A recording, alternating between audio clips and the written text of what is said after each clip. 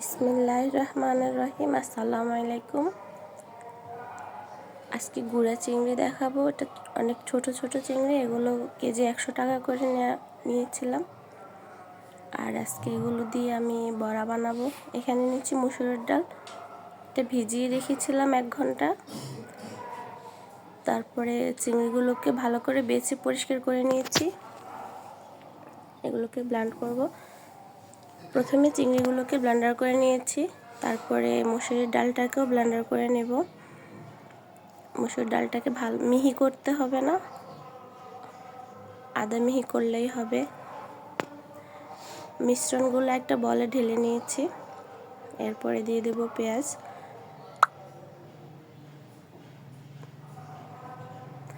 তারপরে দিয়ে দিচ্ছি কাঁচামরিচ, লবণ আর ধনেপাতা, হলুদের গুঁড়া, জিরা বাটা, রসুন বাটা।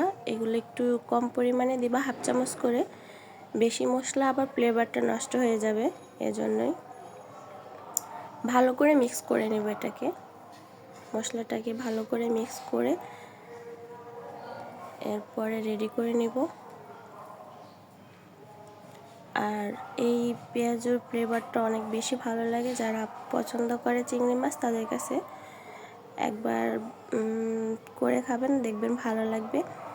আর এখানে আমি তেল দিয়ে দিচ্ছি, মোটামুটি তেলটা একটু ভালো পরিমাণে দিতে হবে। দিয়ে আমি এগুলোকে ভেজে নেব। এটা চাইলে কেউ হাত দিয়েও দিতে পারেন, আবার চামচ দিয়েও দিতে পারেন। আমি হাত দিয়েও দেখিয়ে দিয়েছি, আবার চামচ দিয়েও দেখিয়ে দেব। মিডিয়াম আঁচে ভাজতে হবে, এটা অল্প আঁচে ভেজে নিতে হবে। চুলার আঁচটা মিডিয়াম রেখে, বেশি আঁচে ভাজা যাবে না, তাহলে উপর দিয়ে পুড়ে যাবে আর ভিতরে একটু কাঁচা ভাব বা গন্ধ থেকে যেতে পারে। এজন্য অল্প আঁচে আস্তে আস্তে করে ভেজে নিতে হবে, তাহলে উপরে কালারটা যেমন ভালো আসবে, ভিতরেও সুন্দর একটা ক্রিপসি ভাব আসবে।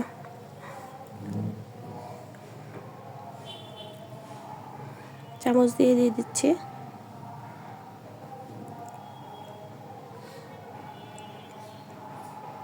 যদি কারো ভালো লাগে অবশ্যই কমেন্ট করে জানাবেন কে কে পছন্দ করেন, আর লাইক কমেন্ট শেয়ার করবেন অবশ্যই যদি ভালো লাগে। সবাই ভালো থাকবেন। এরপর যে আমি সবগুলোকে আস্তে আস্তে দিয়ে ভেজে নেব, আর সবগুলোকে সুন্দর করে উঠিয়ে নেব। একটা টিস্যু পেপার উপর রেখে দেব, তাহলে এক্সট্রা তেলটা চুষে নেবে টিস্যুর উপরে রাখলে।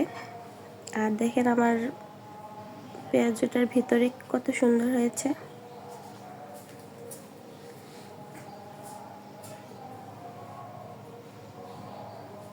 খেতে অনেক টেস্টি, ফ্লেভারটা অনেক বেশি ভালো লাগে। সবাই ভালো থাকবেন, আল্লাহ হাফেজ।